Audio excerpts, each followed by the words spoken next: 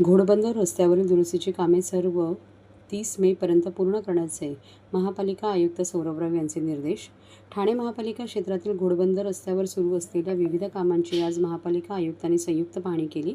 सद्यस्थितीत सुरू असलेली कामे 30 मेपर्यंत पूर्ण करून रस्ता वाहतुकीसाठी सुरळीत करण्याचे निर्देश आयुक्त सौरभ राव यांनी महानगरपालिका, सार्वजनिक बांधकाम विभाग, मेट्रो, MMRDA आदी यंत्रणांना दिले.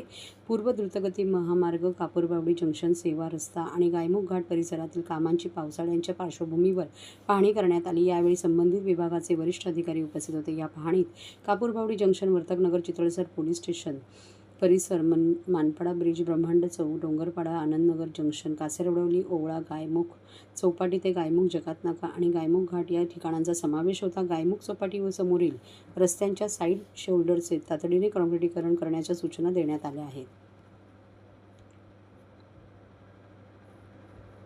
पावसाळ्यात नागरिकांना त्रास होणार नाही याची काळजी घ्यावी. दरवर्षी खड्डे पडणाऱ्या ठिकाणांवर पूर्वतयारी केली जाणार असून कामे पूर्ण होतील. वाहतूक कोंडी टाळण्यासाठी सर्व यंत्रणा प्रयत्नशील असून नागरिकांनी वाहतुकीचे नियमांचे पालन करावे असे आवाहन आयुक्तांनी केले. आयुक्तांनी केला TMT बसमधून पाहणी दौरा. वाहतुकीत अडथळा निर्माण होऊ नये यासाठी आयुक्त सौरभ राव यांनी अधिकाऱ्यांसह परिवहन सेवेच्या बसमधून पाहणी दौरा केला. मुख्य नाला व कल्व्हर्टची कामे करणे.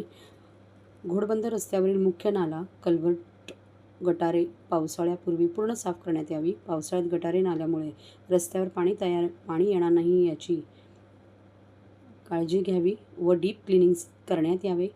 पावसाळ्यात पाण्याचा प्रवाह अडणार नाही या दृष्टीने काम करण्याच्या सूचनाही आयुक्तांनी यावेळी दिल्या. दिशादर्शक फलक लावावेत. घोडबंदर रोड विलिनीकरण झालेल्या रस्त्यांवर आयलंड बसवे, रिक्षा स्टँड तयार करण्याचे नियोजन करण्याच्या सूचना दिल्या. तसेच पार्किंग, नो पार्किंग आदी दिशादर्शक फलक लावण्याचे सूचनाही त्यावेळी आयुक्तांनी दिल्या आहेत.